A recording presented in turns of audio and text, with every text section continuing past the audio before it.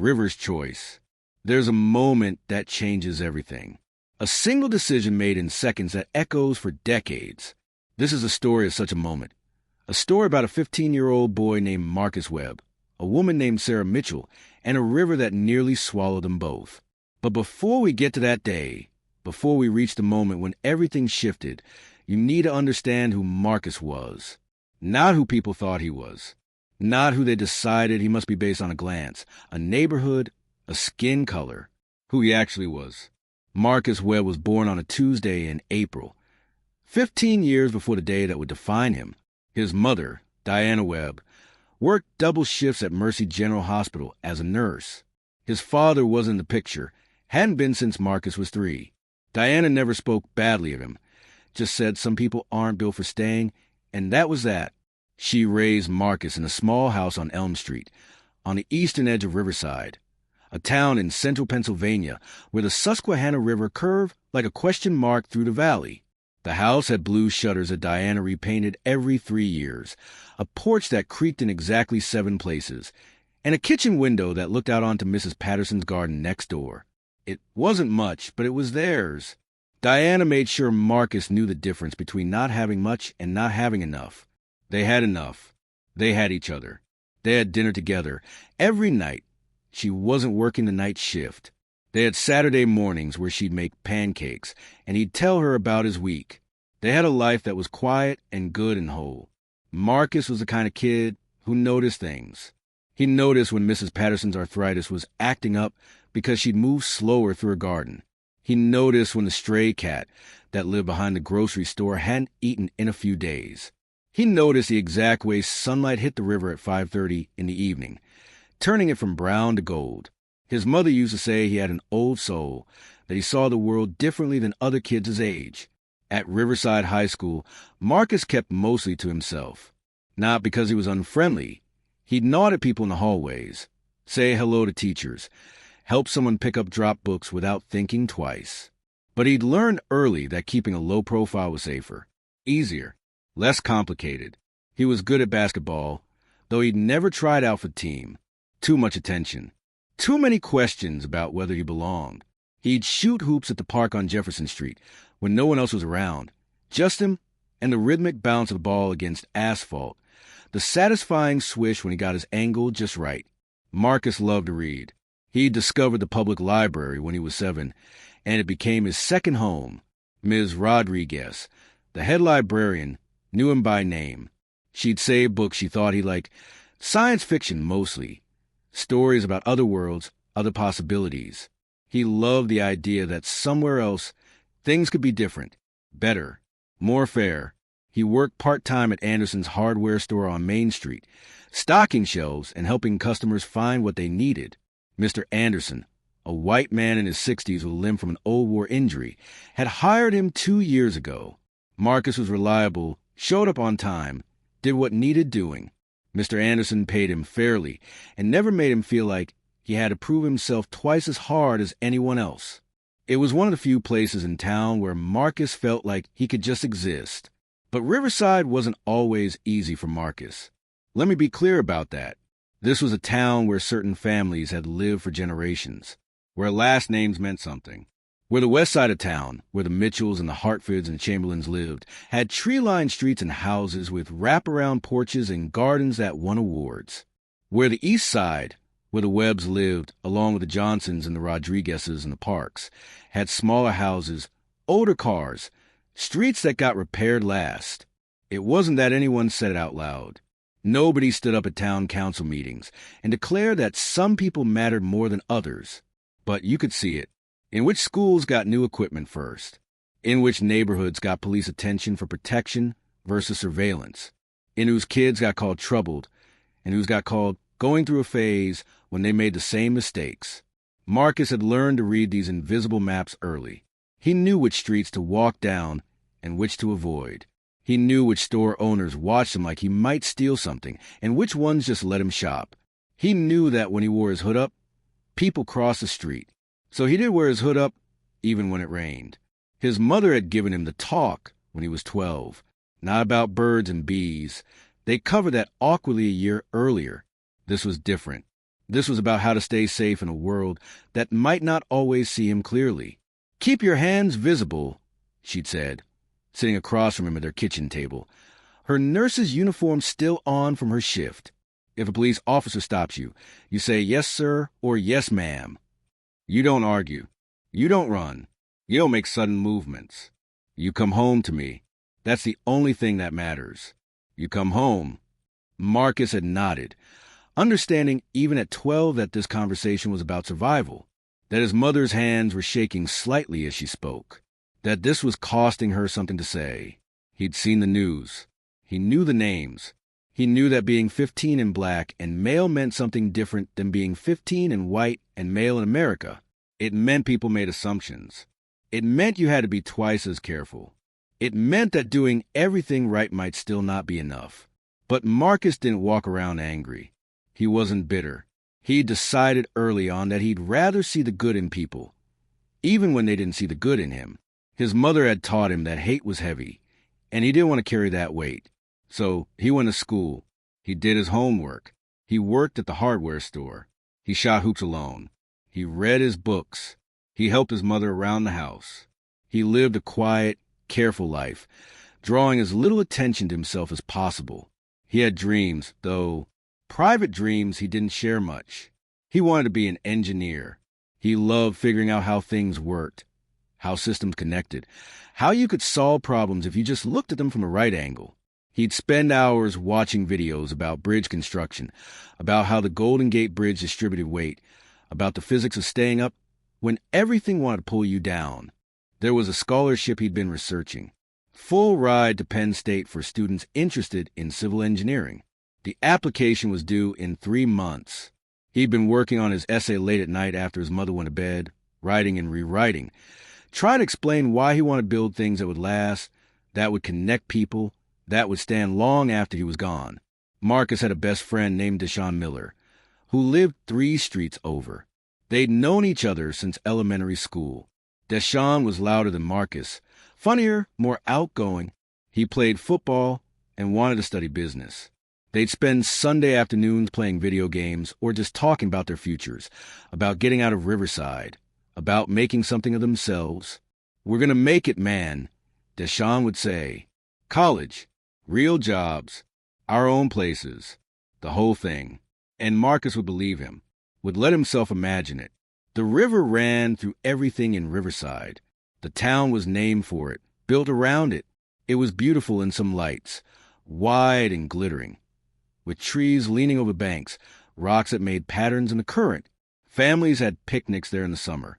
Kids played in the shallows where it was safe. But the river was also dangerous.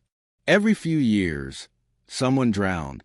The current was deceptive, calm on the surface, brutal underneath. There were places where the depth dropped suddenly, where underwater rocks created riptides that could pull down even strong swimmers. There were warning signs posted every quarter mile. Dangerous currents. No swimming. Stay back from edge. Marcus knew the river. He'd grown up near it, had walked its banks countless times. He knew which sections were shallow enough to wade through and which ones would kill you if you fell in. He respected it the way you respect anything that's both beautiful and deadly. He'd been there the summer before when a tourist had ignored the signs and nearly drowned. Marcus had watched from the bank as firefighters pulled the man out, watched him cough up water, watched his family cry with relief. He'd thought about how quickly it could happen, how one wrong step could be the difference between going home and not. Now let me tell you about Sarah Mitchell. Sarah was 34 years old, though she often felt much older. She'd grown up in Riverside, graduated from Riverside High School, gone to college at Penn State, the same school Marcus dreamed of attending, and come back home after her divorce 2 years ago. She'd married young, 23. Michael Mitchell had seemed like everything she wanted, stable, kind, from a good family.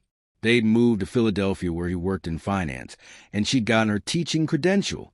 For a while it was good. They had an apartment in a nice neighborhood. Talked about having kids someday, built what looked like a life. But somewhere along the way, they'd stopped seeing each other, stopped talking about anything real, became 2 people sharing space, but not lives. The divorce had been civil, but sad. Nobody's fault, really. Just two people who'd grown in different directions.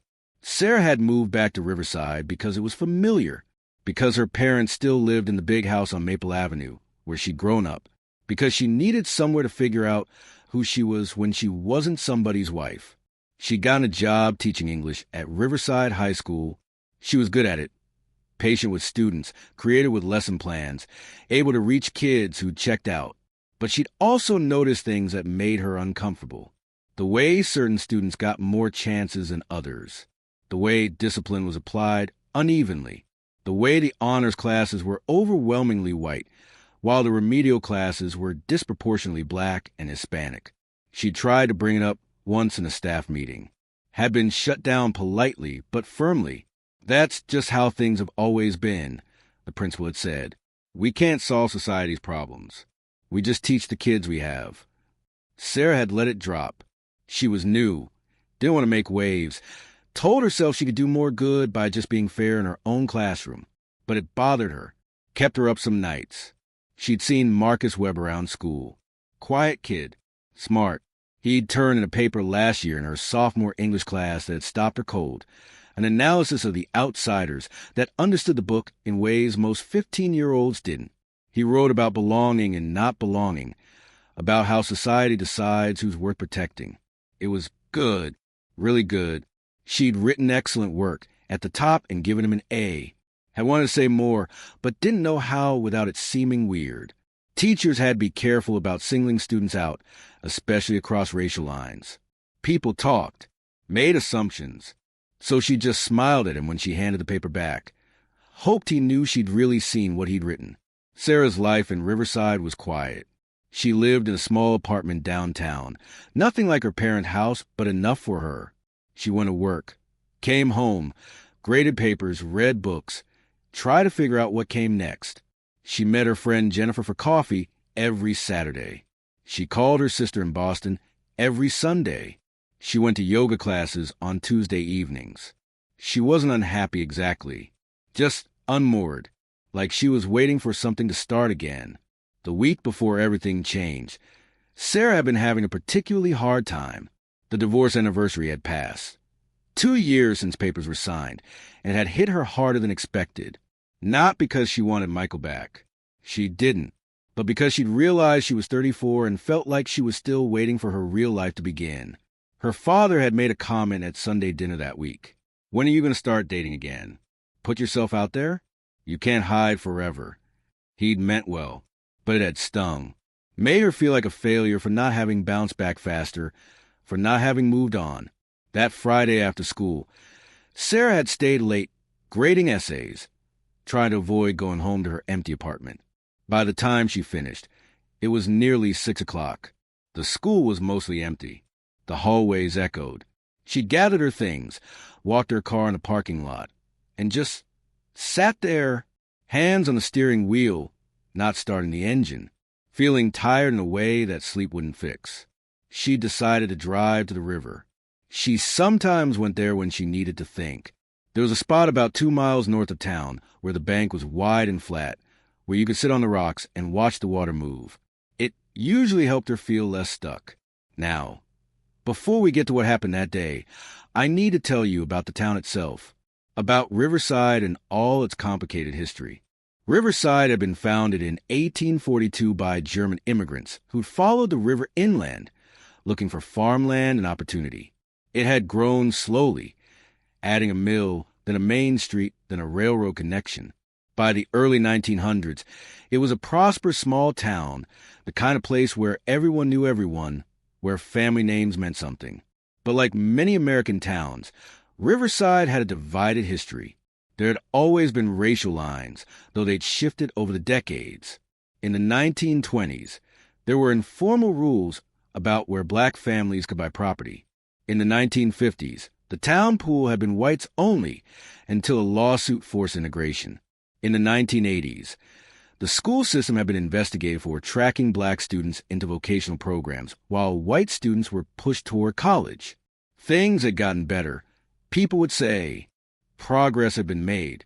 Nobody used those words anymore. Whites only, separate but equal. The laws had changed.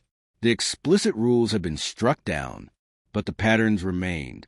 The invisible lines, the unspoken understandings about who belonged where and who could expect what. If you'd asked most white residents of Riverside if their town was racist, they'd have said no, absolutely not. They'd point to Mr. Anderson hiring Marcus. They'd mention that the high school had a black vice principal. They'd talk about how they didn't see color, how they judged people as individuals. But if you'd asked most black residents the same question, you'd have gotten a different answer. They could tell you which stores followed them around, which cops were fair, and which ones weren't, which neighborhoods their kids knew not to walk through alone. They could give you a map of a completely different town than the one white resident saw. Marcus understood this instinctively, had learned to navigate both maps. Sarah was starting to see it, though she'd been insulated from it for most of her life. Growing up in a white family on the West Side, going to predominantly white schools, living in a predominantly white world, she benefited from systems she'd never had to think about. The teaching job had opened her eyes some, but she still had blind spots. Still carried assumptions she didn't fully recognize. Now we come to that Friday, October 18th, a cool autumn day with leaves turning gold and red, temperatures in the mid-50s, a light breeze coming off the water. Marcus had worked at the hardware store that afternoon. His shift had ended at 5. Mr. Anderson had paid him for the week, told him he'd done good work. Marcus had walked home, the cash in his pocket, thinking about how he'd give most of it to his mother for bills and keep $20 for himself. His mother was working the night shift at the hospital. She'd left him dinner in the fridge, meatloaf and mashed potatoes, his favorite. There was a note on the counter in her handwriting. Love you. Be safe. See you tomorrow morning. Marcus had eaten, washed his dishes, done his homework. It was a Friday night, and Deshawn had texted asking if he wanted to hang out, but Marcus had said no. He was tired, wanted some quiet. Instead, he decided to go shoot hoops for a while. Clear his head. The park on Jefferson Street had lights that stayed on until 9. It was only 6:30. He had time. He grabbed his basketball, put on his jacket, leaving the hood down, and headed out. The park was empty when he arrived. Most people were home having dinner, starting their weekends. Marcus liked it this way. Just him and the ball and the rhythmic sound of it bouncing against concrete. He shot around for maybe 20 minutes, getting into that zone where nothing else mattered, where his body just knew what to do. Dribble, jump, release, swish. Again and again. Then he heard shouting coming from the direction of the river. The park was only about 100 yards from the riverbank. On quiet evenings, you could hear the water moving. But this wasn't the river. This was human voices. Panic. Marcus stopped mid-dribble. Listen. More shouting. And then a scream. High-pitched and terrified. He didn't think. Just dropped the basketball and ran. The path from the park to the river was worn dirt, cut through trees that were just starting to shed their leaves. Marcus knew it well, had walked it hundreds of times. But he'd never run it like this, full sprint, branches whipping past his face, his breath coming hard. As he broke through the tree line onto the riverbank, he saw them. A small crowd had gathered, maybe 8 or 10 people. They were all standing at the edge, looking down at the water. Some had their phones out. Nobody was moving. And in the river, about 15 feet from the bank, a woman was drowning. Marcus took it all in instantly. The woman was in the water, her arms thrashing, her head going under and coming back up. She wasn't screaming anymore, couldn't get enough air for that. Just gasping, choking, fighting. The current was pulling her. Even from the bank, Marcus could see it. This was one of the bad sections, where the river deepened suddenly, where the underwater rocks created that deadly pull. She'd already been dragged 10 feet downstream in the seconds he'd been watching. The people on the bank were frozen. A man in a jogging suit. 2 teenage girls with a dog. An older woman. A couple holding hands. All of them watching. Some recording. None of them doing anything. Someone help her! One of the teenage girls was screaming. Call 911.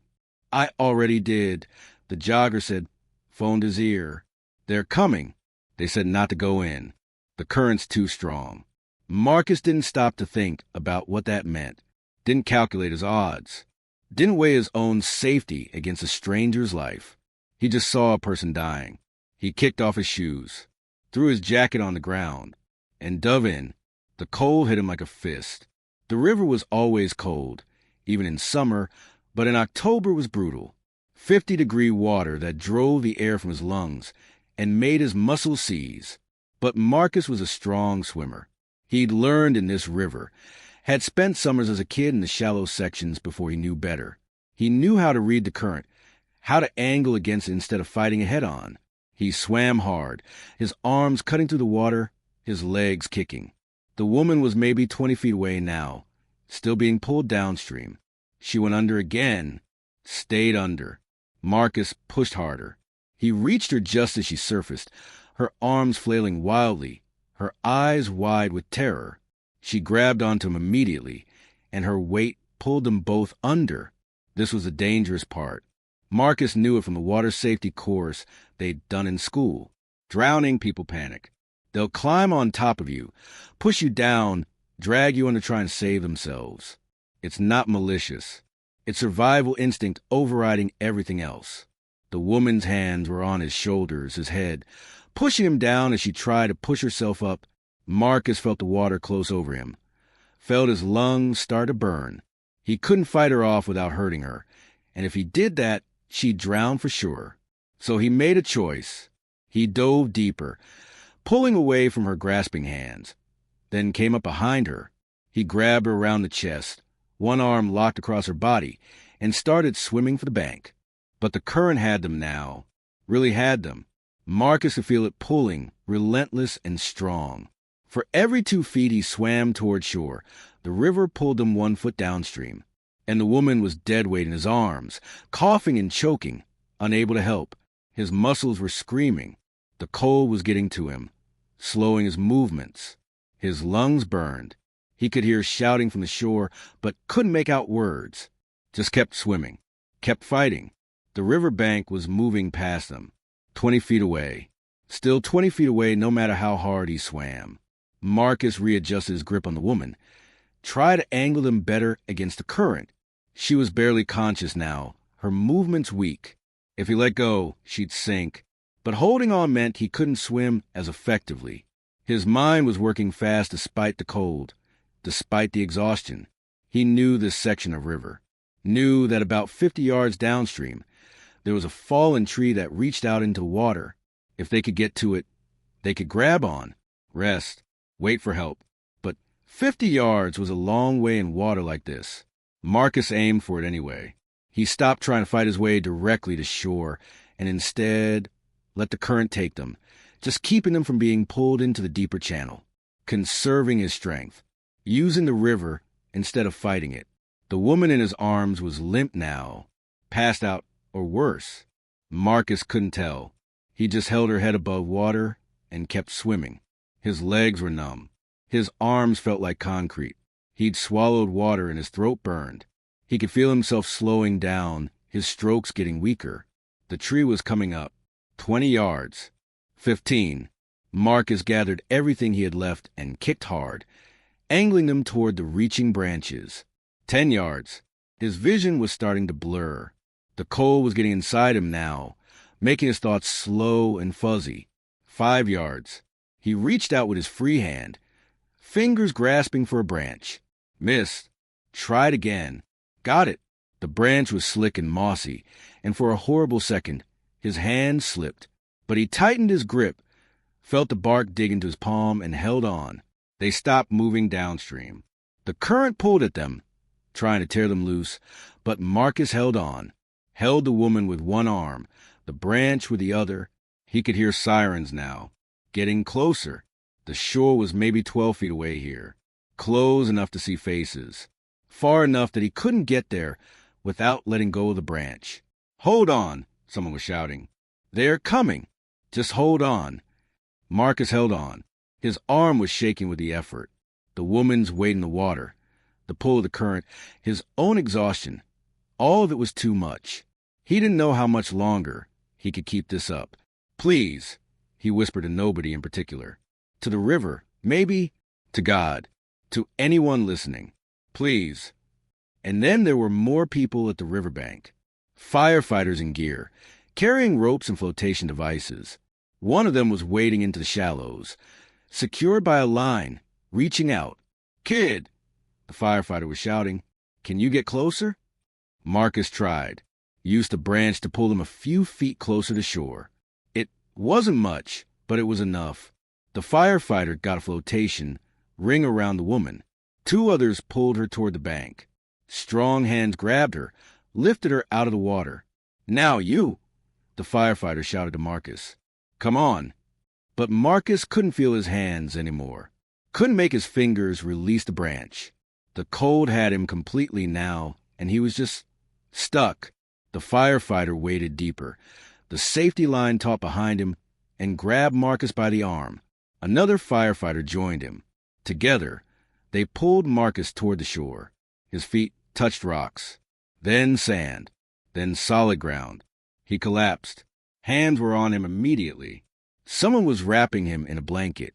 Someone else was checking his pulse, his breathing, voices talking over each other. "He's hypothermic. Get another blanket. Kid, can you hear me? Stay with us." Marcus tried to answer, but his teeth were chattering too hard. He was shaking violently, his whole body convulsing. "The woman," he managed to get out. "She's alive. You got her out. She's alive because of you." Marcus closed his eyes. Let the shaking take him. Let the hands do what they needed to do. He heard someone say, "Who is this kid?" And someone else answer, "I don't know. Never seen him before." That made Marcus want to laugh, but he was too cold. He'd lived in this town his whole life, walked these streets for 15 years. And to these people, he was invisible right up until the moment he saved someone's life. The ambulance ride was a blur.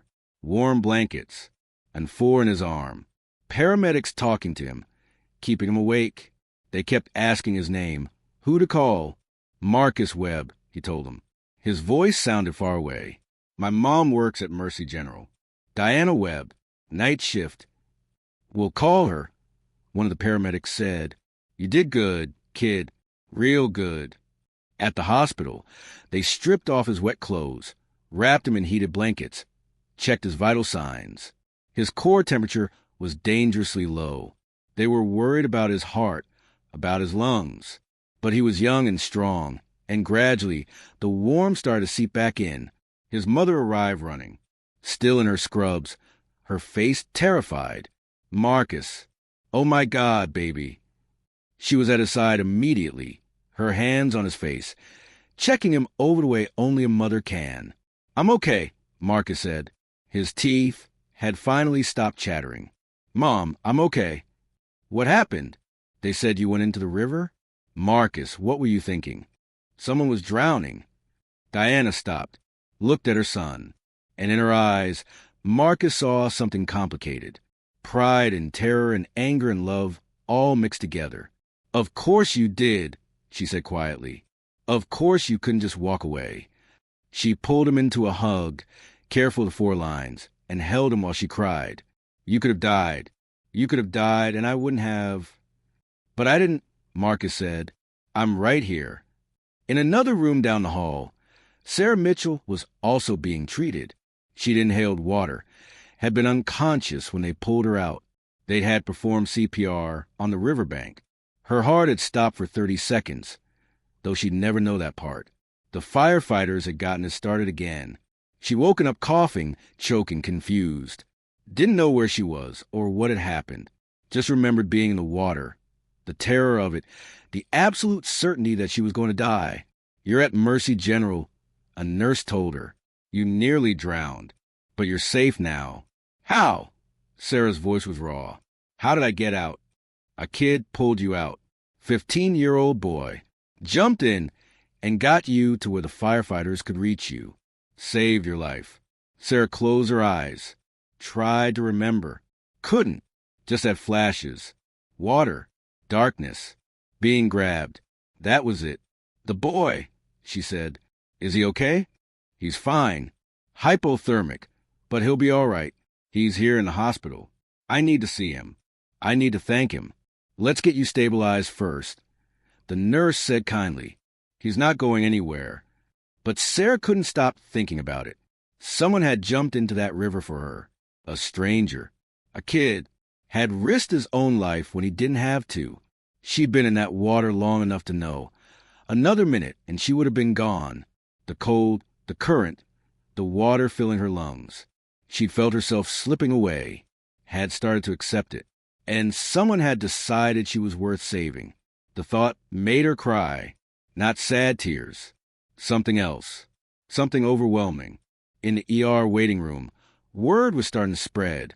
The people who'd been on the riverbank were talking, posting on social media. Within an hour, half of Riverside knew that someone had almost drowned and that a kid had saved them. Jennifer, Sarah's friend, showed up at the hospital.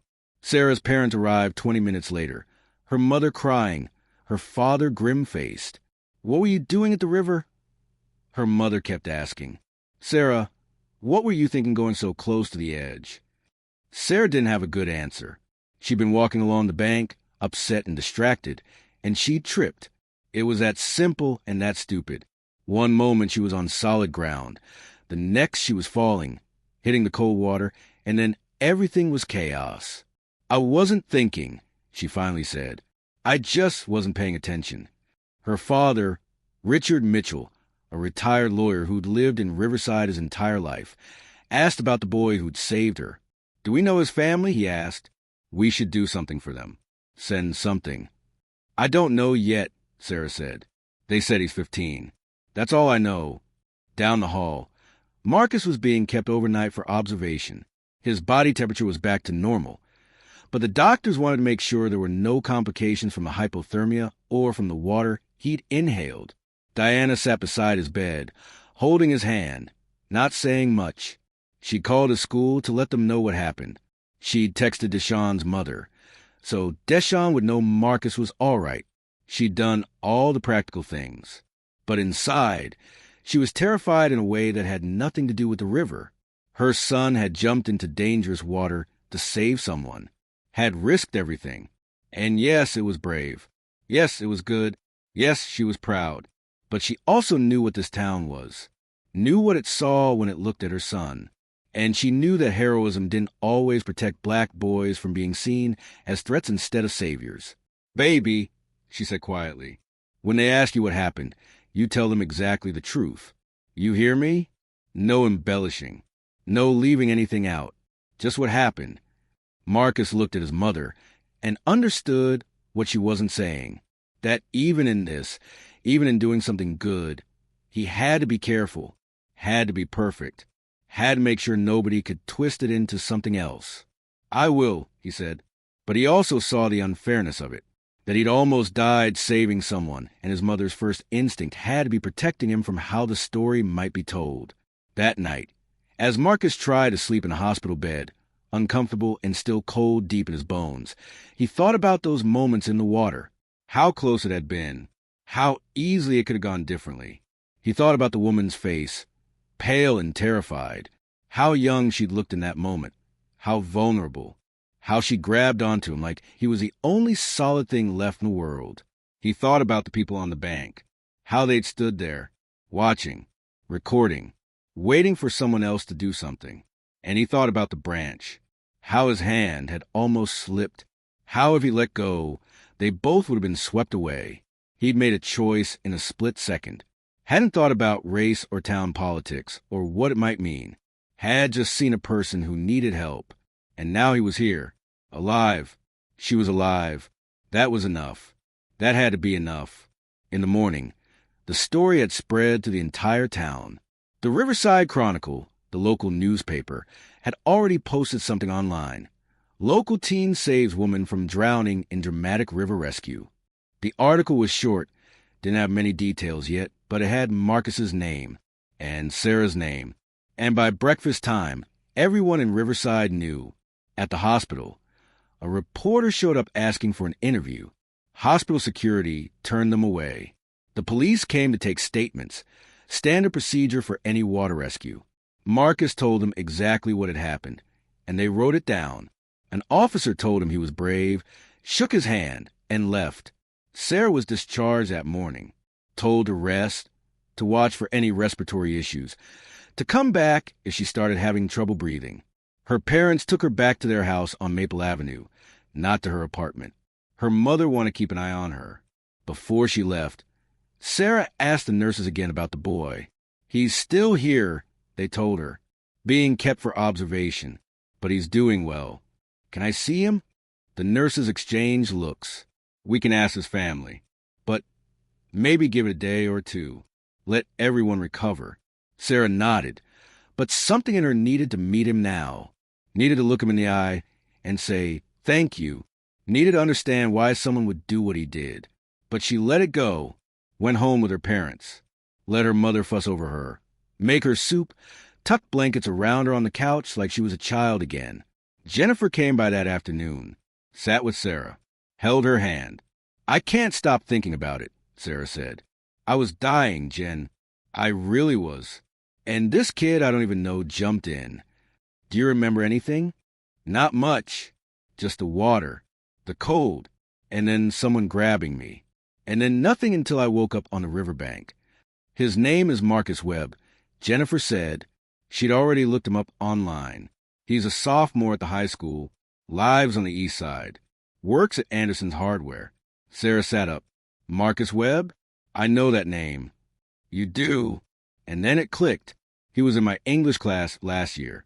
Quiet kid, really smart, wrote this incredible paper about the outsiders. Sarah felt something shift in her chest. It wasn't just a random stranger who'd saved her.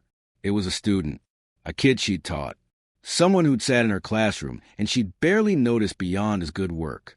I have to talk to him, she said. You will, Jennifer said, when the time's right. That Sunday, Marcus was discharged from the hospital. Diana drove him home, and he walked back into the house with the blue shutters like nothing had happened. But everything felt different. His phone had been blowing up. Deshawn had texted him about 50 times. Friends from school, he barely talked to, were messaging. Even Mr. Anderson had called to check on him. The story was everywhere, not just in Riverside, but in the regional news. Teen Hero Saves Teacher from River was a headline in the Pittsburgh Post-Gazette. There were photos, not Marcus, thankfully, but of the river, of the rescue scene. Marcus hated it. The attention, the hero label. He hadn't done it to be a hero. He'd done it because it was the right thing to do. The only thing to do. His mother made him his favorite dinner again, meatloaf and mashed potatoes. They ate together at the kitchen table, and she kept looking at him like she was making sure he was really there. How are you feeling? She asked. Tired, Marcus said honestly. Cold, like I can't get fully warm. That'll pass. The doctor said it might take a few days. They ate in silence for a while. Then Diana said, you know people are going to want to talk to you about this. The school, the newspaper, maybe even TV. Marcus groaned. Can I just say no? You can, but they'll write the story anyway. Might be better if you have some say in how it's told. Marcus thought about that. Thought about how easy it would be for people to shape this into whatever narrative they wanted. The black kid and the white woman. The east side and the west side. The hero and the victim. I just want to move on, he said. I know, baby, but that might not be up to you. She was right. On Monday, Marcus went back to school. He'd want to stay home, but his mother had to work, and she didn't want him alone. Plus, he'd already missed Friday. He couldn't afford to get behind. The moment he walked through the doors of Riverside High School, everything changed. People were staring, pointing, whispering. As he walked down the hallway to his locker, kids he'd never spoken to were saying hi. Teachers were nodding at him with these serious, meaningful looks. Deshawn found him at his locker, grinning wide. Bro, you're famous. Don't, Marcus said. Come on, man. You jumped in a river and saved somebody. That's incredible. It's not. Marcus stopped. Didn't know how to explain. That it didn't feel incredible. That it felt heavy and complicated and like something he couldn't take back. In first period, his history teacher stopped class to acknowledge him. We have a real hero in our classroom today, she said, and everyone turned to look at Marcus. What you did took tremendous courage, Marcus. We're all very proud of you.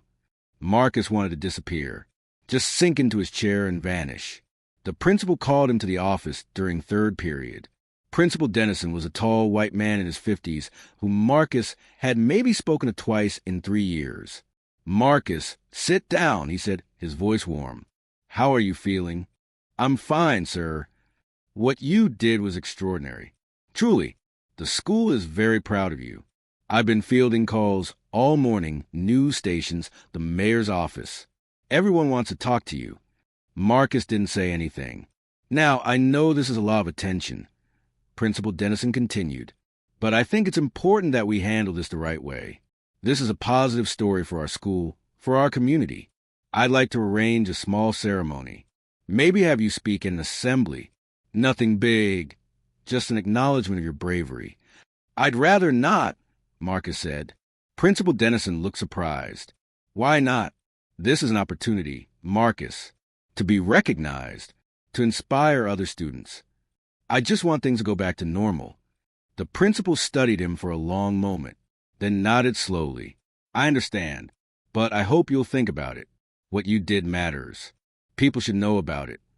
Marcus left the office feeling more trapped than honored.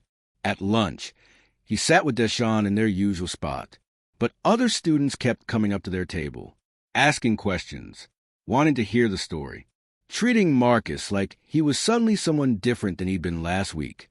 "You all right?" Deshawn asked quietly after the fifth person had walked away. "I don't know," Marcus admitted. "This feels weird. People are just excited, man. It's not every day someone does something like that. But they didn't care about me before. I've been here 3 years.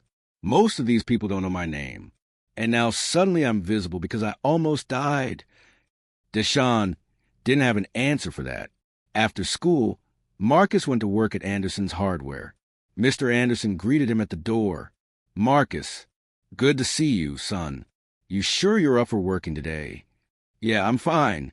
Mr. Anderson put a hand on Marcus's shoulder. "What you did was something special. Don't let anyone tell you otherwise." It was the most Mr. Anderson had ever said about anything personal. They usually just talked about inventory and customers and whether the delivery truck was late. "Thank you," Marcus said. "Now get to work," Mr. Anderson said, but he was smiling. The shift was almost normal. Stocking shelves, helping customers find the right screws or paint colors. A few people recognized him, said something about the rescue, but mostly it was just work. And work felt good, felt like something Marcus knew how to do. He was organizing the plumbing section when he heard a voice behind him. "Excuse me?" Marcus turned around. It was her, the woman from the river, older than him but younger than his mother, wearing jeans and a sweater, her hair pulled back. She looked tired and nervous. "Marcus," she said. "Yeah, I'm Sarah Mitchell. I'm the person you..." She stopped, struggling with words. "Can we talk?" Marcus looked around. The store was quiet. Mr. Anderson was at the register. Sure. I have a break in 20 minutes. "I can wait," Sarah said. 20 minutes felt like an hour. Marcus kept glancing over at where Sarah was pretending to look at paint samples. His hands were shaking slightly as he restocked PVC pipes. Finally, his break came. He and Sarah walked outside to the small area behind the store where employees took their breaks. There was a bench. They sat down, leaving space between them. For a long moment, neither of them said anything. Then Sarah spoke. "I don't really know how to do this. I've been thinking about what to say since I woke up in the hospital, and nothing sounds right. You don't have to." "No, I do. Marcus, you saved my life. You jumped into that river when nobody else would, and you nearly died pulling me out. If it wasn't for you, I wouldn't be here right now. My parents wouldn't have a daughter. My students wouldn't have a teacher. I would just be gone." Her voice cracked on the last word. Marcus didn't know where to look. Anyone would have done it, but they didn't. There were people on that bank. "I know," the police told me. "There were people watching, and nobody moved. Except you. I saw you needed help." "Why?" Sarah asked. The question wasn't accusatory. It was genuine. "Why did you do it? You didn't know me. It was dangerous. You could have died. Marcus thought about how to answer that, because it was the right thing to do. Because you were a person who needed help. That's all. Sarah was quiet for a moment. Then, I was your teacher. Last year, English class. I remember. You wrote that paper about the outsiders. About belonging and not belonging.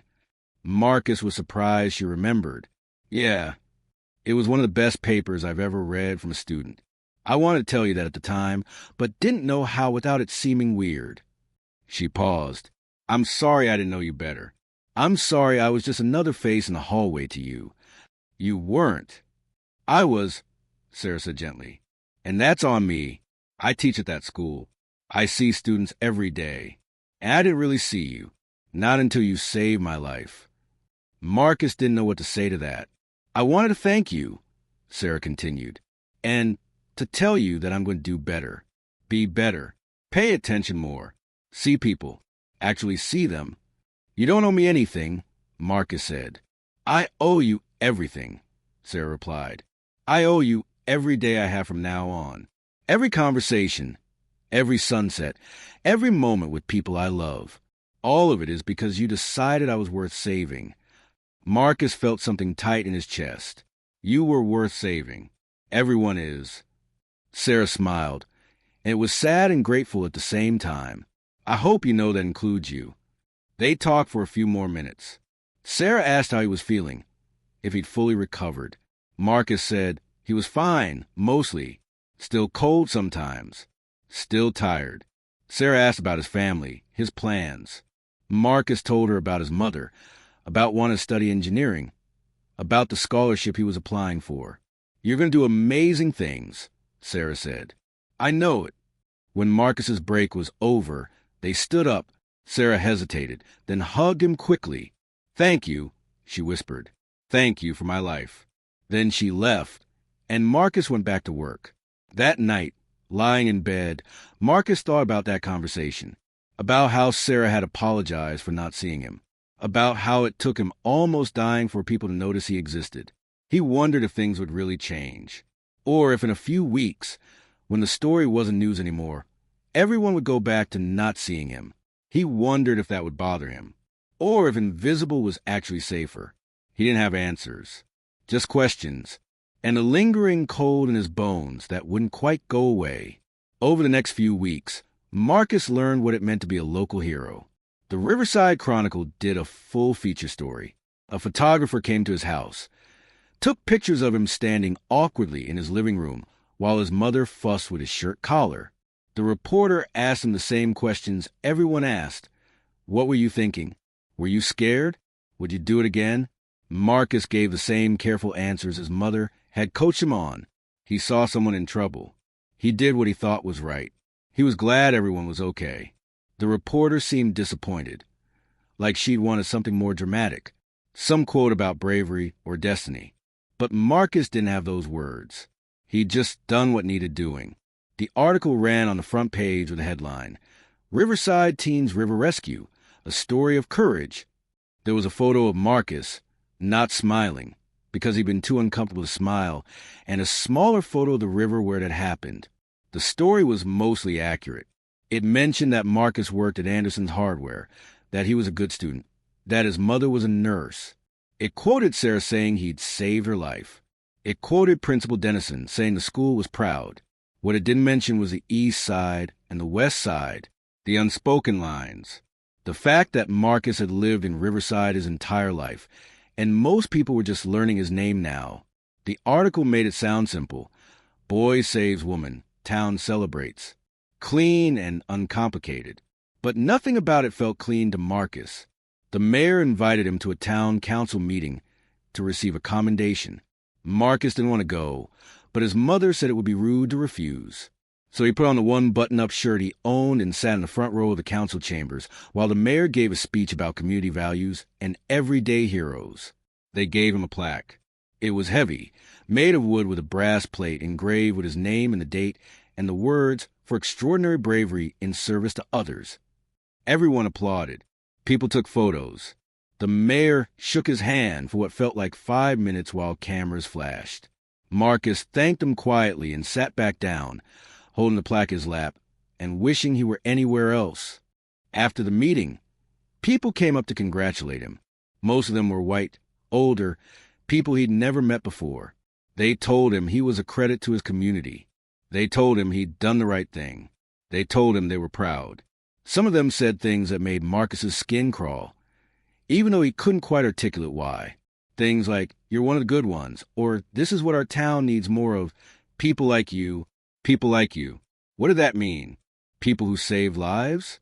Or people who looked like him but acted in ways that made white people comfortable? His mother noticed his discomfort. On the drive home, she said, "I know that was hard. Did you hear what they were saying?" "I heard." It's like they're surprised. Like they didn't expect someone like me to be decent. Diana sighed. "Baby, some people are always going to be surprised when we don't fit their expectations. You can't control that. You can only control who you are. But I'm the same person I was a month ago. I'm the same person I've always been. And nobody cared then. I know. So what changed? Just because I did something they saw and now I matter?" Diana pulled the car over. They were on a quiet street, not far from home. She turned to face her son. "Listen to me. You mattered before. You matter now. You'll matter tomorrow. Your worth isn't determined by what you do for other people. You hear me?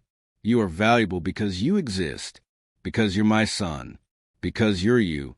Marcus felt his throat get tight. Then why does it feel like I only became real to them when I nearly died? Because they weren't looking before. But that's on them, not on you. They sat there for a while, not saying anything. Then Diana started driving again, and they went home to their house with the blue shutters where Marcus was known and loved for exactly who he was, not for what he'd done. At school, things started to settle into a new normal. The stares became less frequent. People stopped stopping him in the hallway. The story became old news. But some things had changed. Teachers called on him more in class now, like they expected him to have answers worth hearing. He got invited to join the National Honor Society, something he qualified for all along, but had never been approached about before.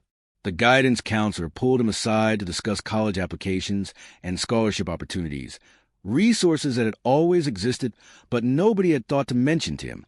Marcus didn't know if these changes were because of what he'd done or because someone had finally looked at his transcripts and realized he was a good student.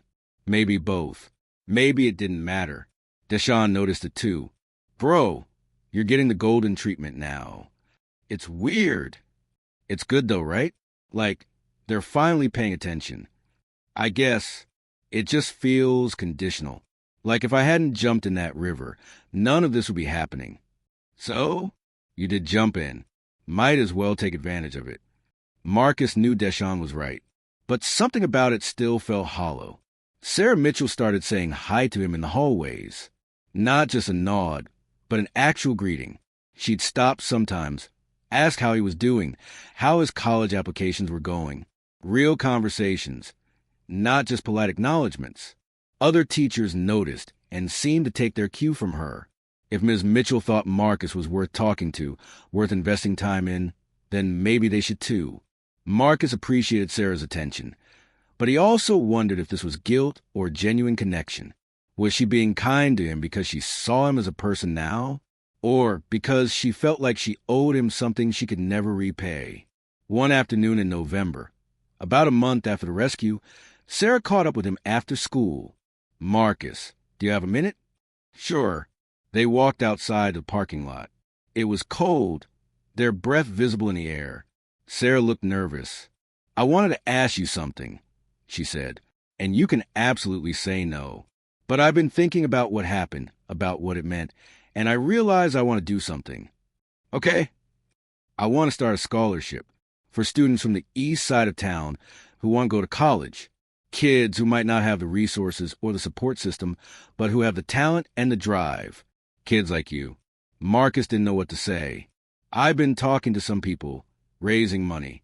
My parents are contributing. Some local businesses. We're calling it the Marcus Webb Scholarship." "Wait, what?" "I know it's a lot. And if you're not comfortable with it, we can call it something else. But I wanted you to know that you inspired this. What you did, who you are, it made me realize how many students I've been failing. How many kids are invisible in this town because we're not looking. Marcus felt overwhelmed. I don't know what to say. You don't have to say anything. I just wanted you to know. And I wanted to ask, would you be willing to help me with it? To be part of the selection committee? You know better than anyone what these students need, what questions to ask. I'm just a kid. You're exactly the right person, Sarah said firmly. Please think about it. Marcus thought about it. Thought about other kids like him, smart and capable and overlooked. Thought about what it would have meant to him to have someone invest in his future, just because they believed in him, not because he nearly died earning it. Okay, he said. Yeah, I'll help. Sarah's face lit up. Really? Really? They worked out the details over the next few weeks. The scholarship will be awarded annually to a graduating senior from the east side of Riverside. Full tuition for 4 years. Money for books and housing. Mentorship and support. The first recipient will be chosen next spring. Marcus threw himself into it. He helped write the application questions. He insisted they include an essay prompt about overcoming obstacles because he knew East Side kids had stories that needed telling. He made sure the selection criteria valued potential as much as past achievement because he knew that not everyone got the same opportunities to shine. Working on the scholarship gave Marcus something positive to focus on, something that felt like it mattered more than plaques and news articles and uncomfortable praise. Winter came to Riverside. The river began to freeze at the edges. Marcus still walked past it sometimes on his way to work or to the park. He'd stop and look at the water, remember that day in October. He didn't have nightmares about it exactly, but sometimes he'd wake up cold, shivering under his blankets, feeling like he was back in that current. His mother would hear him and come to his room, sit on the edge of his bed until he felt warm again. It's normal, she told him. Your body remembers even when your mind tries to move on. The Penn State scholarship application was due in December. Marcus spent weeks on his essay, writing about why he wanted to build bridges. Not just physical bridges spanning rivers and valleys, but bridges between people, between communities, between the places where people felt separated. He wrote about his town, about invisible lines and unspoken rules, about being seen and unseen, about how the strongest structures were the ones that connected things that seemed too far apart. He didn't write about the rescue. That felt too obvious, too easy, like he'd be leveraging a moment of crisis to gain admission.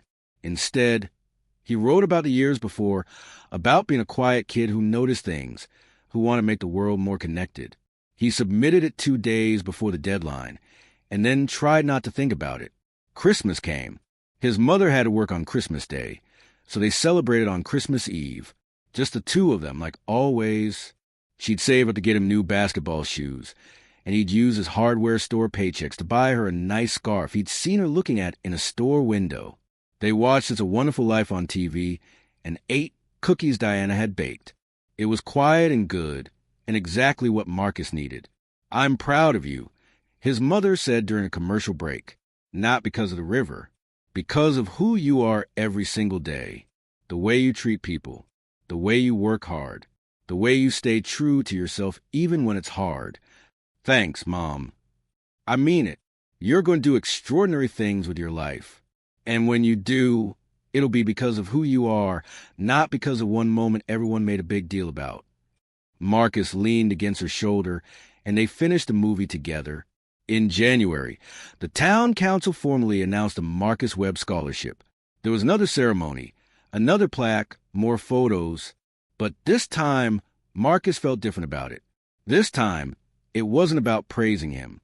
It was about helping other kids, about creating something that would last beyond the news cycle. Sarah spoke at the ceremony. She talked about second chances and about seeing people who'd always been there. She didn't sugarcoat it, didn't pretend the scholarship erased bigger problems. But she said it was a start. We can't change the past, she said, but we can build a different future, one student at a time. Marcus stood beside her and nodded. It was a start. February brought college acceptance letters. Marcus got into Penn State. Full scholarship. When he opened the letter, he had to read it 3 times to believe it was real. His mother cried. Happy tears this time. She pulled him into a hug and held on tight. You did it, baby. You did it. We did it, Marcus corrected, because none of this would have been possible without her, without the sacrifices she'd made, the double shift she'd worked, the way she'd loved him and believed in him every single day. Deshaun got into Temple on a football scholarship. They celebrated together, talking about dorm rooms and campus life, and all the things they'd experienced away from Riverside. We're really getting out, Deshaun said, grinning. Yeah, Marcus agreed. We really are. But leaving felt more complicated than Marcus had expected. A year ago, he would have said he couldn't wait to get out of Riverside, to go somewhere he wasn't invisible, where he could be whoever he wanted to be. Now he wasn't so sure. Not because the town had changed. It hadn't, not really. The same invisible line still existed. The same unspoken rules. But Marcus had changed. And he wondered if leaving meant abandoning the kids who'd come after him. The ones who'd need someone to say, I see you, before they nearly drowned earning it. He talked to Sarah about it one afternoon in March. They'd been meeting weekly to work on scholarship applications. They received 47, all of them from East Side students who'd never thought college was possible for them. I feel guilty, Marcus admitted. Like I'm taking the scholarship and leaving and forgetting about everyone else. You're not forgetting, Sarah said. You're showing them what's possible. And you'll come back. I know you will. People like you always come back. How do you know? Because you care. Because you see people. Those aren't things you lose just because you go to college. Marcus hoped she was right. In April, they selected the first recipient of the Marcus Webb Scholarship. Her name was Jasmine Carter, a senior from Marcus's neighborhood who wanted to study social work. Her essay had made Marcus cry. She wrote about watching her community struggle and wanting to be part of the solution. At the awards ceremony, Jasmine thanked Marcus directly. You showed me that people from the East Side matter, that we deserve to be invested in. Thank you for seeing us. Marcus hugged her and whispered, Now you've got to go show everyone what you can do. I will, she promised. Spring turned to summer. Marcus's last summer in Riverside before college. He kept working at Anderson's Hardware, kept shooting hoops at the park, kept walking past the river. One evening in late June, he went back to the spot where it had happened, the place where he'd heard the screaming, where he'd run through the trees, where he'd dove into the cold water. It looked so ordinary now, just a riverbank with trees and rocks and water moving endlessly downstream. No sign that this was where his life had split into before and after. Marcus sat down on the rocks and watched the sun set over the water. He thought about that day, the cold, the fear, the choice he'd made without thinking. He'd save her again. He knew that without question. But he also knew now what it had cost. Not just physically. His lungs had healed, his body had warmed. But emotionally, the weight of being seen only after proving his worth. The complexity of being labeled a hero when he'd just done what anyone should do. He thought about Sarah, about how she'd changed too. How she really was trying to do better, to be better. The scholarship was real. Her attention to East Side students was real. She wasn't perfect. She still had blind spots, still said things sometimes that showed her privilege. But she was trying. Marcus thought about his mother, about how hard she'd worked to give him a chance at a better life. How she'd never asked him to be a hero, just to be good, just to stay true to who he was. He thought about the kids who'd come after him, Jasmine and all the others, about how they wouldn't have to nearly die to be seen, about how that was progress, even if it was small. He thought about Penn State, about engineering, about building bridges, real bridges and metaphorical ones, about the life that was waiting for him outside Riverside. And he thought about coming back. Because Sarah was right, he would come back. Maybe not right away, maybe not even soon, but eventually, because this was home, complicated and flawed and unfair. But home, the river kept flowing. It didn't care about any of this, about heroism or scholarship or invisible lines. It just flowed the way it always had, the way it always would. Marcus stood up brushed the dirt off his jeans, and walked home. Epilogue. 5 years later, Marcus Webb graduated from Penn State with honors. He got his degree in civil engineering, just like he'd planned. He worked for a firm in Philadelphia for 3 years, designing bridges and highway systems and structures that connected places that seemed impossibly far apart. He was good at his job. Great, even, but something pulled at him. Something that said the work he was supposed to do wasn't just about physical structures. So he came back to Riverside. He took a job with the county planning department. Lower pay than Philadelphia, less prestige. But it meant he could be part of how his hometown grew and changed, where roads went, which neighborhoods got investment, how resources were distributed. He bought a small house, not on the east side or the west side, but right on the line between them. A little blue house with a porch that creaked, not unlike the one he'd grown up in. His mother was still working at Mercy General, though she cut back the day's shifts now.